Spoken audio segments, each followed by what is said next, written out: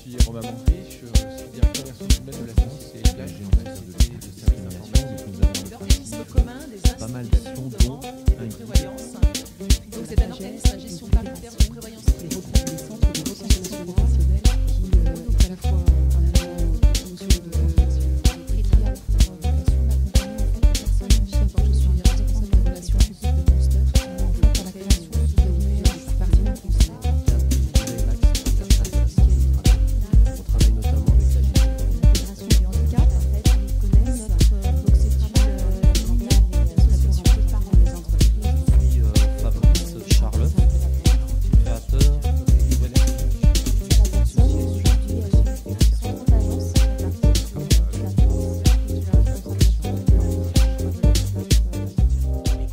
La loi de 2005 a fait naître beaucoup d'espoir sur le terrain du handicap.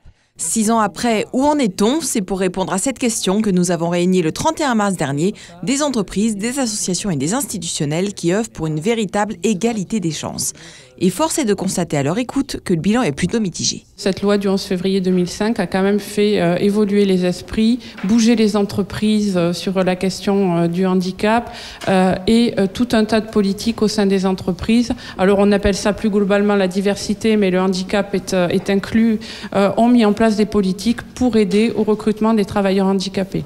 Pour autant, lorsqu'on s'en tient aux chiffres en termes de taux d'emploi, pour les entreprises privées, on est à 1,82% au lieu des 6% normalement requis par la loi. Et sur le volet public, on est aux environs de 3,5% si on fait un mix des trois fonctions publiques. Le chemin reste quand même encore long, mais cette loi a créé une vraie impulsion.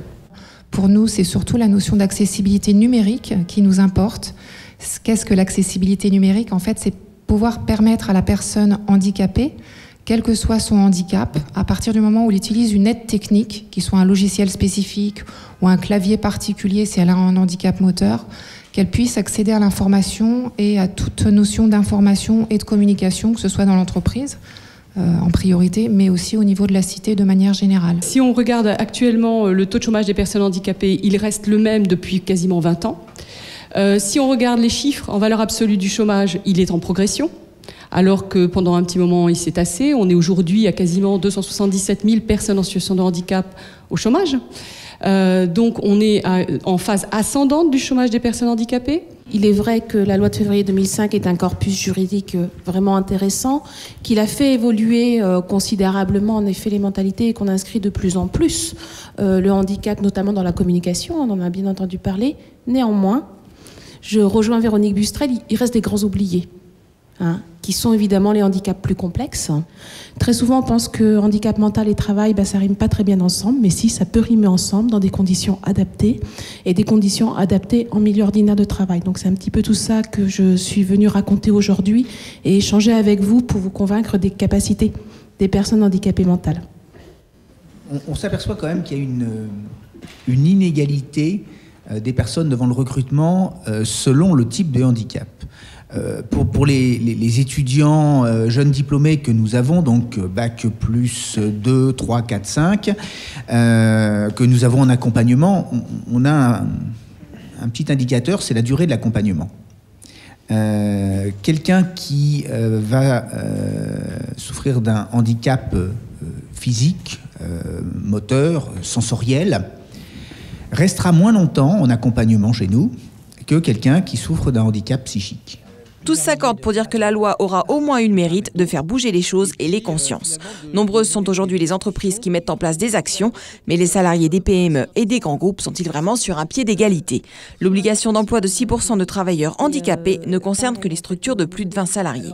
Le débat est ouvert. Le nombre de personnes qui, dans les 18 derniers mois, ont vécu une action pour sensibiliser au handicap, y compris une embauche d'une personne handicapée, puisque c'est compté comme une action, est uniquement de 30%.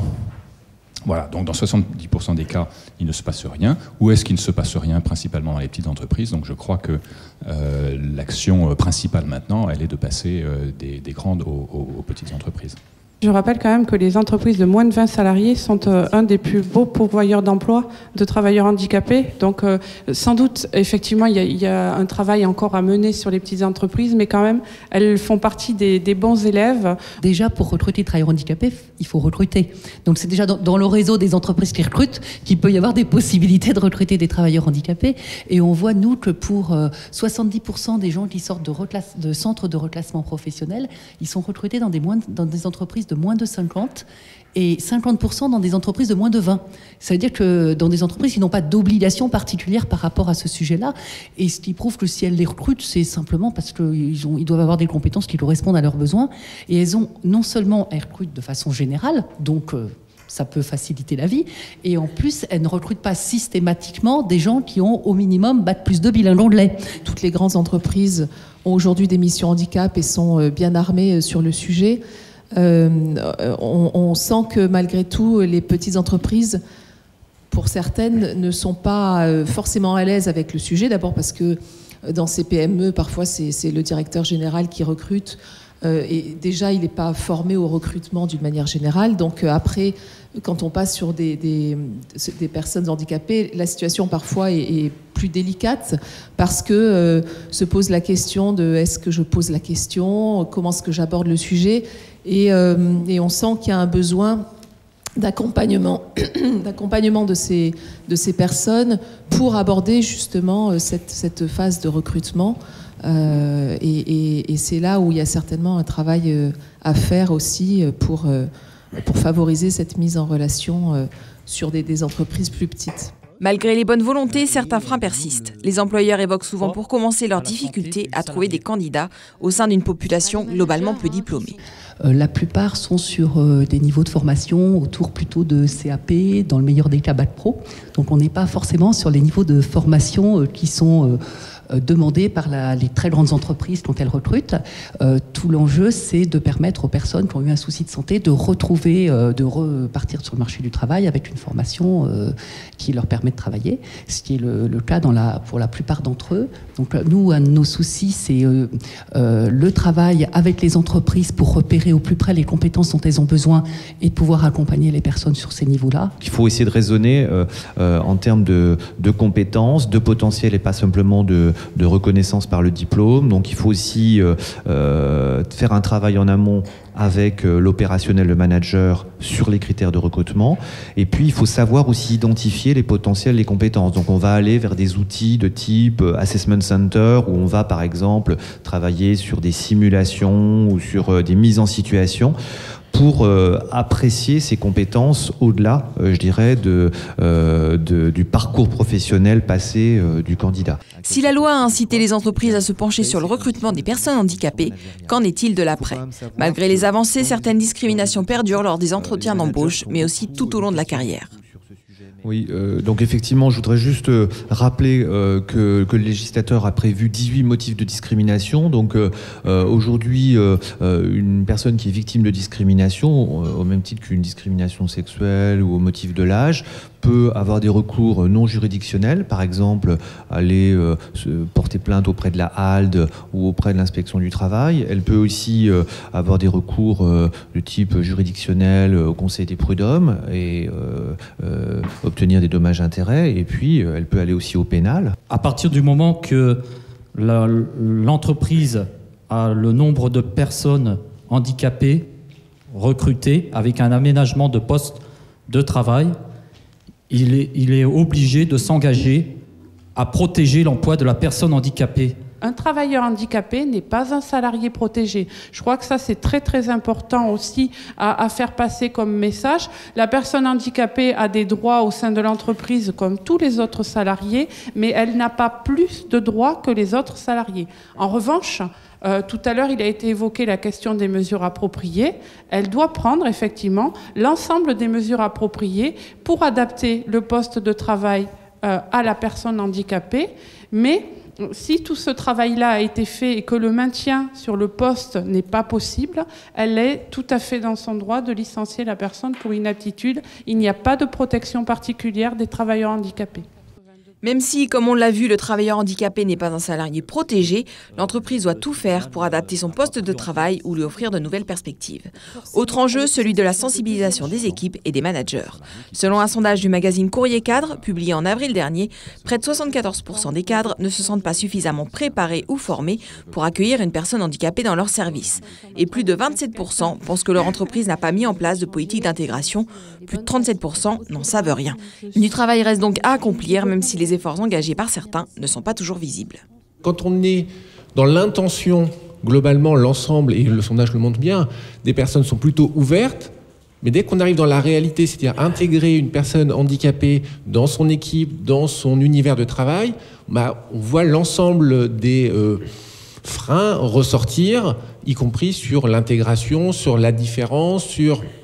On parlait pause tout à l'heure, pourquoi lui a plus de pauses que moi, donc y compris des petites mesquineries qui ressortent de manière un peu plus forte. Donc il y a encore une fois une différence entre l'intention et la manière dont c'est vécu dans la réalité, d'où la nécessité d'accompagnement.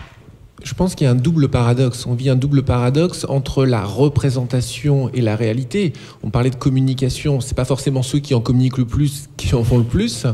Les salariés, alors collaborateurs ou managers, nous disent mais en fait, voilà, l'entreprise met en place plein d'actions et en fait, ça n'a pas d'impact, il n'y a pas de personnes handicapées dans l'entreprise. Mais il faut juste rappeler quand même que 85% des handicaps ne se voient pas.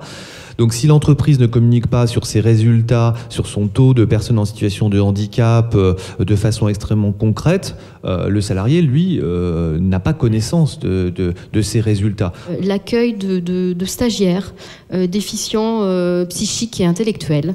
Alors c'est quelque chose qu'on n'avait pas forcément activé jusque-là, qui est d'ailleurs pas tracé par, c'est pas un recrutement, c'est une personne qui est juste stagiaire, donc on le trace pas pour dire voilà notre taux d'emploi évolue parce qu'on accueille ces travailleurs-là. Pour autant, on s'est aperçu que d'accueillir des stagiaires, alors évidemment c'est déjà un premier pas vers l'emploi, donc même si c'est des personnes qui restent pas chez nous, c'est des personnes qu'on contribue à faire accéder à l'emploi. Donc on a un rôle social important dans cette affaire. Et puis on s'est aperçu qu'également ça contribuait de manière considérable à la cohésion des équipes. La bonne compréhension des choses, elle se fait par la logique de témoignage. Si à côté de moi j'ai quelqu'un qui est travailleur handicapé et qui le dit, qui exprime le fait que voilà, il est travailleur handicapé, il est là au quotidien, il effectue le travail qu'on attend de lui, il a des compétences, il exprime ces compétences-là au quotidien, et la force de ce témoignage sera beaucoup plus importante que les beaux messages que la direction pourra relayer. On a fait le choix pour la première année, là, lors du séminaire entreprise, de récompenser en fait 2 agences qui, pour nous, se sont distinguées par rapport à leur engagement, leur investissement sur l'intégration de travailleurs handicapés et aussi sur le maintien. Et on a fait le constat suivant, c'est que les entreprises et les partenaires sociaux faisaient aussi parfois des choses et qui étaient méconnues. Donc on a décidé de créer un prix depuis 4 ans, c'est la 4e édition. Le prix s'intitule le prix OSIRP, acteur économique et handicap. Tous ces exemples doivent permettre de lever les tabous et les peurs et surtout montrer l'enrichissement que l'accueil d'une personne handicapée peut apporter à une équipe. D'autant que cette question interroge les organisations dans leur ensemble. L'inclusion, elle va entraîner peut-être aussi des transformations dans l'organisation du travail, dans la façon dont l'équipe va intégrer cette personne-là, mais ça va entraîner des choses supplémentaires au-delà du simple fait de mettre un TH au milieu d'une équipe. Ce qui est très intéressant lorsqu'il y a des personnes handicapées qui arrivent dans des équipes, c'est que ça invite à une réflexion sur le management. Donc, qui sait manager une personne handicapée, c'est mieux manager. Ce sujet de la diversité, finalement, il contribue à professionnaliser les processus RH. Il faut mieux recruter à partir des compétences. Ah oui, c'est vrai, on a oublié que recruter, c'est s'intéresser à la compétence. On avait juste oublié cet élément-là. Il faut gérer les carrières des personnes en situation de handicap, mais aussi les autres. Il faut savoir mieux manager et intégrer la différence dans son management. On parlait d'inclusion tout à l'heure et faire en sorte que cette différence elle soit facteur de performance. Donc tout ça, finalement, toute cette diversité, elle a un impact collatéral, mais qui n'est pas des moindres, qui est vraiment de professionnaliser l'ensemble de l'entreprise sur des sujets RH et managériaux. Moi, je me permettrais de dire davantage de personnes handicapées dans la société en général. Oui. où qu'elle soit, à la télévision, dans les médias, dans la société, dans les lieux de loisirs, de culture, dans nos cités, dans nos villes, dans la rue. Formation, organisation du travail, management, accessibilité de la société dans tous ses pans, le sujet du handicap ne peut se limiter à des questions de recrutement ou de maintien dans l'emploi. Objectif des prochaines années, comme le revendiquait déjà la loi de 2005, faire enfin en sorte que tout soit accessible à tous. De notre rencontre et dans les magazines et sur le web TV. On vous enverra le lien qui vous permettra de pouvoir le visionner dès que ça sera